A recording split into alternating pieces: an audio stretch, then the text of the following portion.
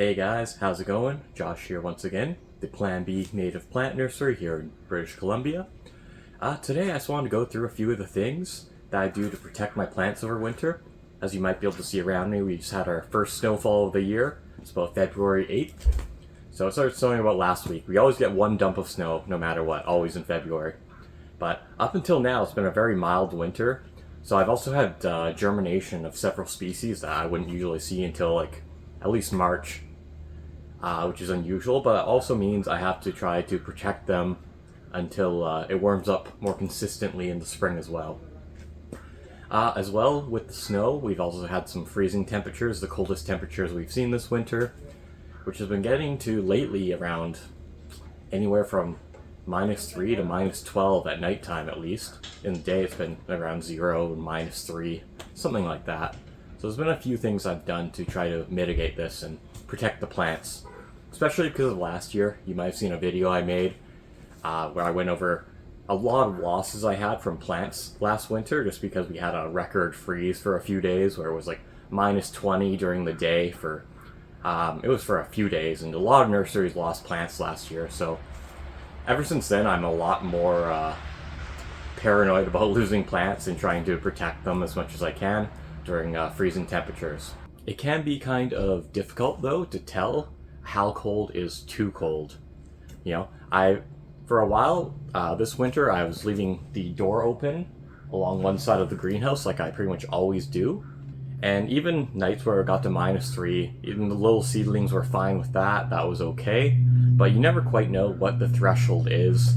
At what temperature are they not going to be okay, and are they not going to survive? Is -4 too cold? Is -5 too cold? And well, I don't really want to test it out when I have limited supplies of seed of certain species, and certain things I can't replace if they don't make it to spring. Now, this is not necessarily a long list of things I do, and depending on your setup, some of these things may not help you. But I pretty much always leave this one side of the greenhouse open all year round, including in winter, just so I can give my seeds that are planted in the trays somewhat natural cold stratification, and so the fluctuation of temperatures can help them germinate in the springtime. I'm not actually used to having that door closed. So it's actually quite warm in here. It's like, I think it's only like 0 degrees outside right now, but in here it's actually like a pretty comfortable temperature. I'm just wearing a t-shirt and a thermal layer, and I'm actually pretty warm just with that, which is quite surprising to me. So that side is kind of snowed in for the time being. So it's probably going to be closed for a while now, and I actually already got a couple more things germinating since I closed that. So even the nighttime temperatures we've had of like -8, -12, I can't imagine it's getting nearly that cold in here. So that is actually really good to know. I can somewhat climate control the greenhouse here. I was initially putting my seedlings that had germinated already on this table inside this office area here. But since I know this greenhouse stays pretty warm now, it's actually a lot colder in that office right now, even though it's a bit more, insulated in general. I think it actually just stays warmer in here. I can't confirm for nighttime temperatures, but I'm pretty sure this is actually the safer option at this point. So they'll be staying in here for the time being. Let's see, these are most of the ones that have germinated here. And during particularly colder nighttime temperatures, I've been also placing these clear trays over top of them, which just helps insulate them even a bit more in case it does get really cold in here. I can't say for sure how cold it gets in here at nighttime, but this is a little bit of added protection, but also makes me a little bit paranoid. I don't like to have them on for a super long amount of time, because then there's just no airflow at all, and then you got to worry about mold and stuff like that, which is one thing I was worried about when they were in the office there, is one, mold from lack of airflow, and also seedlings potentially getting laggy because there's no light in that room. So it's making me a little bit sketched out. Like you can see these guys, which are woolly sunflower, Eriophyllum linatum. They're actually getting a little laggy, some of them at least. So I think most of them are okay, and I could still actually replant these guys, so it's not a big deal. But so far so good, and we just got another week to go, and temperatures are seeming like they're going to stabilize a bit more and start getting a bit warmer again. You can probably tell the other thing I've done here. It's a bit messy, but after last year, I don't want to take any chances. These guys, which are Ribes sanguineum or red flowering currants, was one of the things I had the biggest losses on last year, especially over that one winter freeze. And so did other native plant nurseries I talked with. So I bought just one bale of straw, and I put it on top of a lot of the plants that I had losses with last year. And I'm actually not really worried at all, especially with how warm it's staying in here now that I have that one side of my greenhouse closed, which I for some reason did not do last year, but never gonna do that again. But this is just something else you can mitigate and keep your plants a little bit more insulated, especially if they were outside. These guys are all in my greenhouse, of course, so that helps a lot. And you know, a lot of these guys that did survive pretty much no problem during the -20 weather last year. I'm not even really worried about it at all.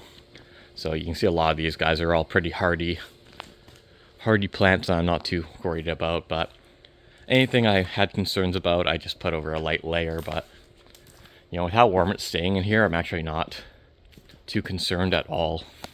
But I think if you were storing your plants outside, the straw would definitely be a really good option. Or even just like putting a tarp over what plants you could. Any way you can insulate those plants, especially from like the cold air and wind, is going to help. You know, the worst is when there's like really cold temperatures and it's really dry. That's going to be when it's going to be the hardest to help your plants. If it snows, that's actually a really good form of insulation as well, so that's a bit less concerning. But the straw is definitely a good option that's like not too expensive. And I also figured, once I'm done with it, when it warms up more, I can use it to mulch some of my outdoor beds and keep the weeds down as well. So that is the plan currently. There's not too many things, but just providing as much insulation as you can. Not keeping your plants or your trays on top of concrete is also a good thing, as concrete really just sucks the warmth out of everything this time of year when it's cold. If you can just keep them elevated, just like on a pallet, like I have these guys over here, that's gonna probably make a difference as well. Anyways, that's kind of the few things I'm doing at the moment to keep my plants safe and help them survive this winter. But just for the bonus, for those of you that are interested, I'll show you some of the things I have germinating already. Got some field chickweed here, or Cerastium arvense. This is one of the things I don't have much leftover seed for. So I'm glad I'm keeping it alive. Got some Heuchera micrantha, or small flowered alum root here. Some Armeria maritima, or sea thrift.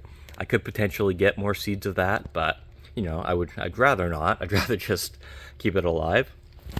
This is a really cool one that if it died, it would kind of suck, because I was actually given I guess you would call it like a mother plant initially by someone that visited me. And it is a white-flowered self-heal. So it's Prunella lanceolata alba, something like that. So that's going to be a pretty cool one if I can grow these guys to maturity. You don't see that too often around here. And of course, we've got the Eriophyllum lunatum, woolly sunflower. We've got some great camas. There's only about half the tray is germinated so far. Probably more will come once it warms up even more. Now this one was the one I was probably most concerned about losing, which is beach pea, or Lithyrus japonicus, because I could not replace those at all if I lost them. And it's my first year growing it, so I'm really excited to see it actually germinating and doing pretty well so far.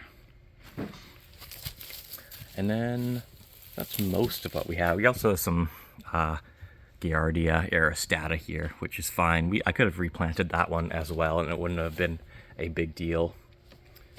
And there's a few other things I've gotten a small amount of germination on. We got some Rumix occidentalis here, or Western Dock. And just a couple other things over here for now, but I wouldn't be surprised with how warm it's staying in here if we saw quite a few more things starting to germinate pretty soon. We got the Ranunculus occidentalis, Western Buttercup, and just a few so far. There's a couple here. The Cooley's hedge nettle, or the Stachy's coulier. So it's looking like it's going to be a good season. Gotta get through one more week, it looks like, and then I should be in the clear, hypothetically. But anyways, guys, that's probably it for now. Hope you enjoyed the video. Take care.